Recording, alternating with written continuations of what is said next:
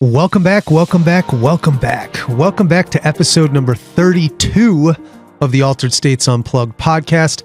My name is Kyle Strubing. I am here with my life partner, my wife partner, Jojo Strubing. Jojo, baby, how we doing today? We are doing well. We just kicked off 2026 and we are all in on an exciting year.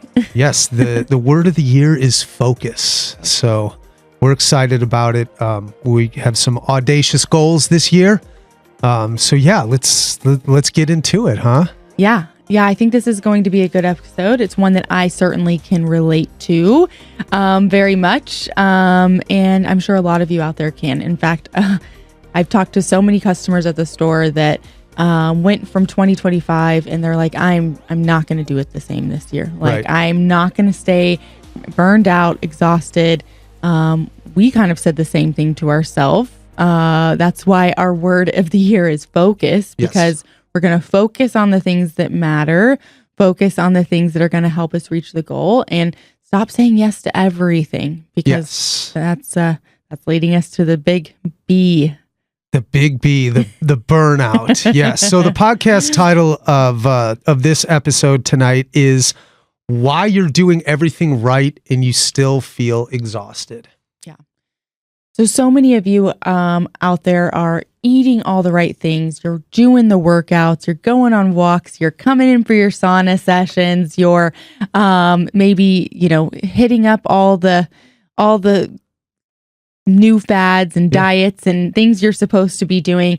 But you're still asking yourself the question of, why do I still feel exhausted? And it's frustrating. Yeah. Right? There's definitely frustrating. You have this, you're feeling, my goodness, I'm doing all the right things, but there's something there, right? Yeah. You're not imagining it. It's something real. And that is, as Jojo calls it, the big B, the big burnout. So we're going to go through a little bit of that tonight. We're going to, drop some real science, not bro science. That's a new thing that we're picking up here. So bear with us with all the studies and the pronunciation, but we'll get into it. I think it will help, and because it helps me understand the why. Like, why is this happening? And then you know how to best support yourself, right? Sure.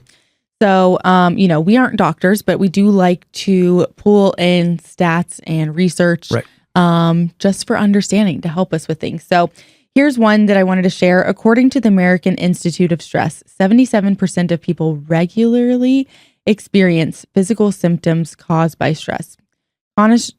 Chronic stress doesn't just make you tired, it changes your entire nervous system. So I think I really took for granted what stress does to the body. I'm like, I got to be that high achiever. I got to be that go mentality. Everybody else is doing it. I got to be doing it. And it impacts you. It does. And what it does is it kind of raises your baseline. And I noticed this a lot, especially, I would say a couple years ago, when I felt like we were building and then maintaining. And I almost had to, more and more things would come up, and it would take me a minute to kind of get back into the flow, right? I was like, but really all you're doing is resetting your nervous system at 90% now, right? Whereas before you were at, let's say, 70%, and it keeps creeping up, and you keep taking on more, and you keep doing more, and then finally you realize, holy cow, here we are, right? It's not something that's right away. It really, this is why a lot of high achievers kind of crash out, stuff like that. It didn't happen overnight. We're always in this go, this, I don't know, I feel like as a man or whatever, like I have to power through it and stuff. And then you look back 6 months in the future, you're like, holy cow, like where are we at right now? So this is a big thing. It doesn't happen overnight. Yeah. It's a slow build. Yeah. And then all of a sudden you're wondering, why am I having constant panic attacks? I can't sleep, or I am sleeping, but I'm still exhausted. So there's so much to this. And we're going to dive in more to it. Yeah. And the big thing here, right, is it goes along your fight or flight, right? Stress isn't bad in and of itself, but it's the response, and all of that is made to protect you. It's actually a protective mechanism. So it's, think of it like the lion when we were evolving in the savannah, and it was from protect us from lions, and now where it's translated into, I got to get the kids dropped off, and I got to hit these goals, and I got to do this. So it's been an ever evolving thing for us as humans. Yeah. So let's dive very into that. So when you think about the fight or flight versus true recovery, tell us a little bit about that. Yeah. So the principle with that is that, for us, like, you get tired. So you think that you can just sleep. I'm going to sleep this off, or I'm going to do this, and I'm going to take care of myself. But really, sleep just fixes fatigue. Now, it doesn't fix your overall stress response. That's a big thing here to consider, right? Yes, I can go and I can sleep for 12 hours and my body might feel refreshed, but your stress response, that baseline, is still way high, right? Yeah. So it's important to really be cognizant of that. And that comes from some of the research in the psychoendocrinology mag, shows that chronic elevation of cortisol disrupts natural sleep cycle, especially deep sleep phases. So there's that C word, right? That cortisol, which is a big thing in a lot that we do, right? We want to lower that as much as you can with the, cold plunging, things like that. We're always talking about cortisol, your stress response. I see all these influencers now. They're like, oh, I got cortisol face, like your puffy face. That's one of the symptoms of high cortisol. And right. So yeah, everybody's talking about cortisol because it has such a high impact on inflammation, on sleep, on the way we feel, on weight, things like that. Yeah. And unfortunately, right, like 8, 10, 12 hours worth of sleep, it can help you, but your nervous system might not make that shift into that parasympathetic mode, which is your rest mode, right? So you wake up refreshed, you wake up whatever, and then boom, you're right back at it with your nervous system. It's like when you wear your watch and you sleep and you go look at your sleep results and it tells you had really crappy sleep all night. You were in this horrible zone, right? That's typically because you're not getting to that deep rest mode, right? Right. So you're like, man, I slept 8 hours, but it's your body, it's the data is telling you, but you didn't do it well. You didn't sleep right. So that's what the difference is there. You can sleep, but you're not getting that deep sleep because your body's not allowing you to get there. It doesn't. And unfortunately, the body doesn't distinguish different types of stress, right? So a 2013 study in neuroscience explains the HPA axis, which is the hypothalamus pituitary adrenal. You're welcome. Doesn't differentiate between emotional stress and a physical threat. Once again, back to that, us on the savannah, things like that. That means a work deadline can activate the same physiological response as, let's say, like a life-threatening danger. Oh, yeah. It can't tell the difference. It's all inputs and outputs. Yes. All the time. Yeah. I mean, I will have not small, but sometimes some of the most daily activities for me can cause such a huge body response for me. And I'm like, whoa, what's going on?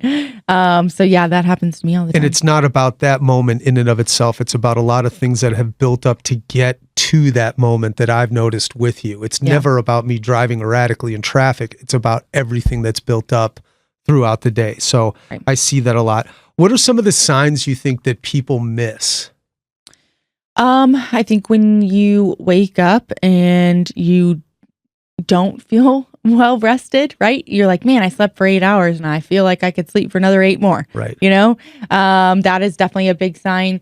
Heart rate elevation, I think are big signs. Crashing in the afternoon is a big one. I do that. Yeah. Like if you can't make it through the whole day with the good energy, that you're not getting that deep rest. Caffeine stops working. I've had that happen. And I'm on the 4th, 5th cup and it's just not doing anything. Yeah. And that's horrible. Yeah. And then you just get to that jittery anxiety phase. And I'm like, why am I even drinking any more coffee? These are not just stress symptoms, but they're true like biological stress markers. Yeah. They're telling you, hey, your body is in this zone. Something's going on with your nervous system here.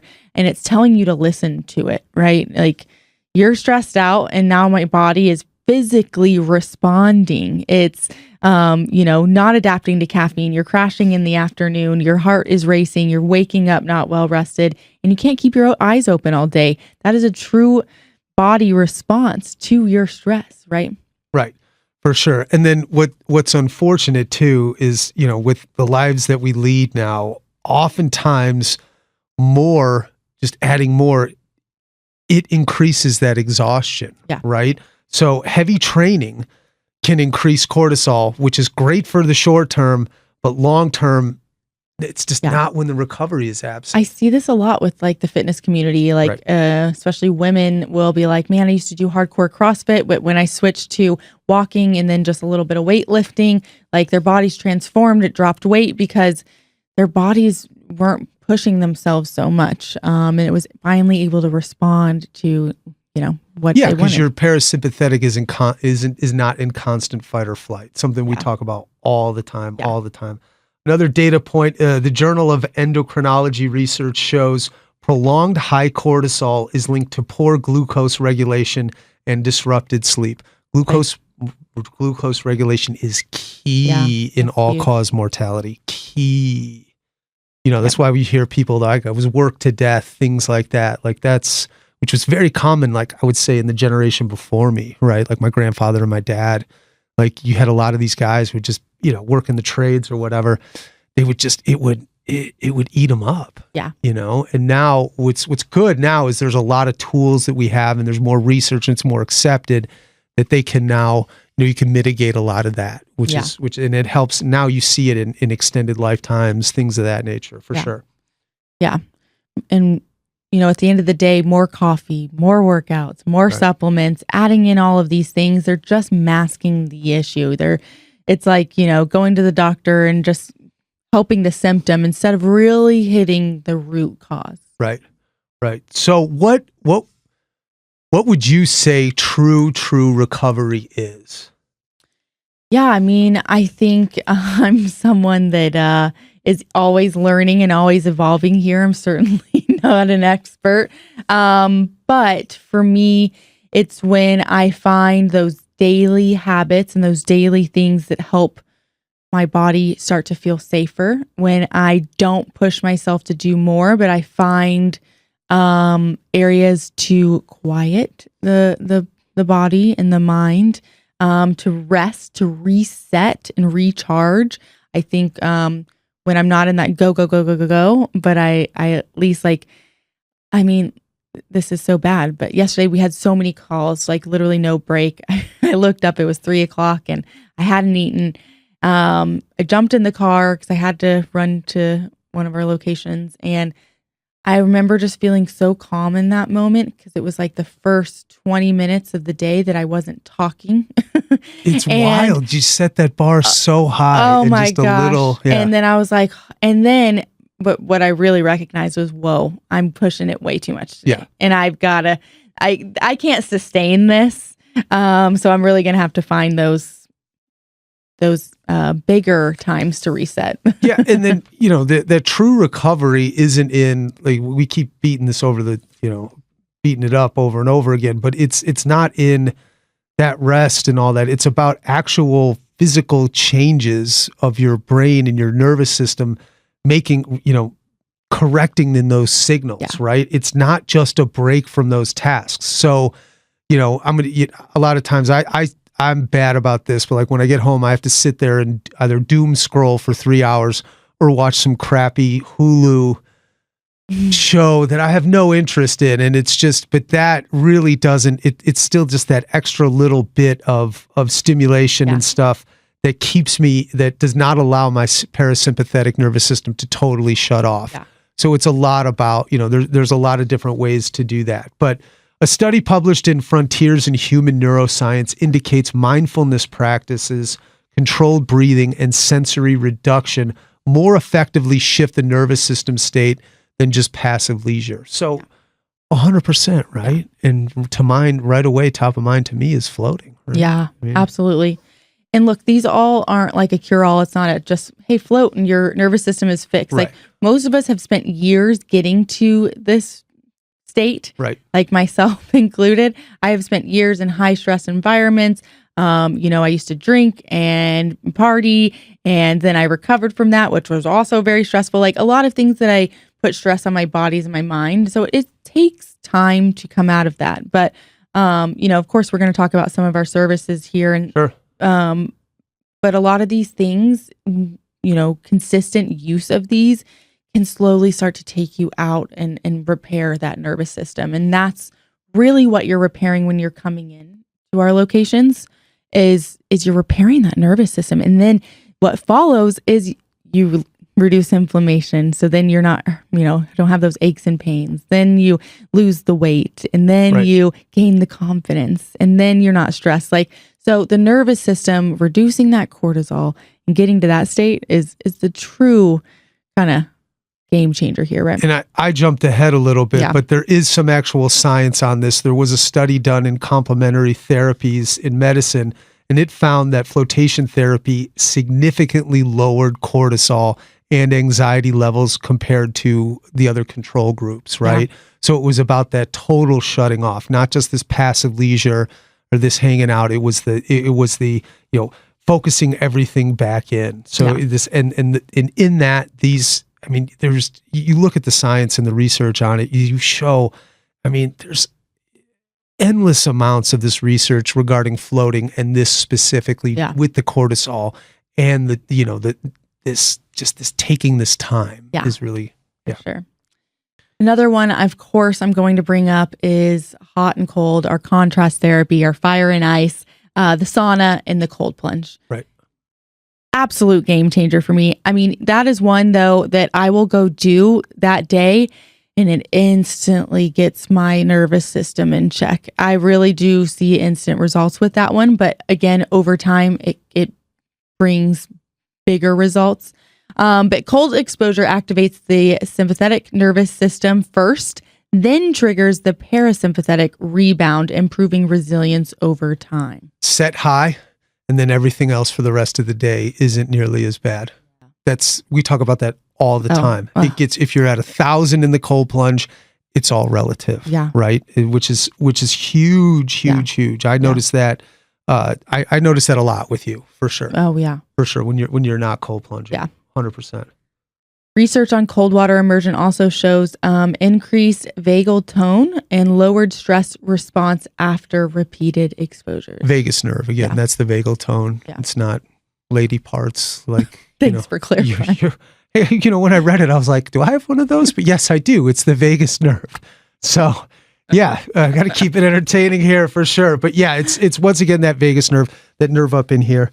That's why when you cold plunge, I try to get people to kind of I always tell you, slink way down in there, get it at the bottom of your beard so you cover that vagus nerve. And that's really what you're rocking when you're in there. That's what you're putting under stress, for sure. For sure. The hot part has a lot to it too. Sure the does. Sauna has a lot. It triggers your cardiovascular and thermoregulatory shifts that calm the nervous system. A Finnish study of over 2,000 participants linked sauna use with reduced stress and improved well-being. All of this research is done out of Scandinavia. Yeah. It's so crazy. Well, they're like the land of fire and ice, aren't they? Kind of. They are. Yeah. It all comes out of there. And you see these massive studies on it. That's why I love sauna and cold plunge. It's like, there's no bro science in there. It's something we've done for generations. It's well documented. It's fantastic. It's fantastic. So what about red light? Red light's one. Can it help the nervous system? Sure, yeah. Red light therapy is shown in multiple studies to support mitochondrial function and reduce inflammation. Improved cellular health and energy means less physiological strain during your recovery, right? I notice this a ton when we do the red light, and then especially when they combine the red light with the PEMF, it really helps with my nervous reset. I train a lot now. I'm not lifting super heavy weights, but I do a lot more boot camps, and I kind of have this, I just feel, I'm like, and after that workout, and it just brings me back. And that's all your CNS, your central nervous system. It's a central nervous system reset. So a lot of these frequency therapies might seem a little hokey and stuff like that. So 100%. And truly that's what red light is too, as well. It's the red light at frequency too. So it's all there. There's a ton of research on that as well, for sure. all incredible tools. If you stack them together with consistency, it is a game changer on the nervous system. I love watching the transformations of our customers when they start coming in. I love it when somebody gets an unlimited membership. Yeah. For many reasons, but really I do, because they start coming in and using all of the services at once, and they'll do their red light, and then they'll do the sauna, and then they'll float, and they'll do some pair of that multiple times a week. And by the end of like even just their first month, I mean, they start looking like a new person. They're walking in smiling, they're laughing more, they're starting to open up, and it's a beautiful transformation to see, like their day to day and the stories they share about, oh my gosh, things aren't as stressful anymore. They're able to get through the day, and that is what repairing the nervous system looks like. And we've seen it now, especially now. I'm not going to lie, my recovery and everything has suffered, just because we've been so busy and holidays and family, and yes, all the excuses. I get it, right? I'm there. I'm human too, right? The same thing that we tell the customers, and it's really big. We notice it a lot. So staying consistent with that, like Robin says, if you do a red light one time, you might as well, whatever. He was a lot more harsh than I can be here. But yeah, but we also notice too, like I see this a lot, even in myself, but like, why, it's like, you're a high achiever. Like, why are you feeling this way? And I look at myself, and my self-talk it's very harsh on myself, because I'm always trying to push through and use adrenaline to push through, right? And what's crazy is like all of that is rewarded socially, professionally, go, this max out, all, full send and all that. And it's not sustainable. It's not sustainable. No. It's not. But if for me, it's like, and then I have this thing of like, I'm going to attack my recovery with the same tenacity I'm going to do everything else. And it's just, it's a cycle. And I've certainly noticed it in myself. But, that chronic adrenaline without recovery just creates such bad stress habits. Yeah. It really does. You never, ever turn off, and then also I have this, I don't know if it's anxiety or this mental thing of where it's like, I don't know, I confuse productivity as well, or I confuse feeling busy or being busy with productivity. Yeah. And, that's why sometimes doing so more key. is not the answer. Yeah. That's why our word of the year is so key with focus. Yeah. It really is. And if you're somebody out there that is feeling really exhausted, you're not lazy. I promise you, you're not. Your body's speaking to you. You might be lazy. But you're not failing. And, listen to your body if it's telling you some of these symptoms and these signs, and start to look for ways to repair it. It's not going to happen overnight, but nervous system regulation is a thing, and it's a thing that our society does not focus on enough. It does not reward people enough. So that is truly like our mission, is to provide you the tools to regulate your nervous system and provide you a space where you're rewarded for coming in, right? Because we've seen what it can do to transform your life. And it's not your fault either, right? Your body is wired for this, to have these stress responses. So it's okay, right? Once again, be kind to yourself, like really be cognizant of the fact that you only have so much. You have to put something in your cup so that you can give it out, and that's a big thing that we notice. But yeah, I think that's good stuff for today. Good stuff. Yeah. All right. Yes, we really appreciate y'all tuning in. Big things coming up for 2026. We will see you guys on the next episode. Thank you.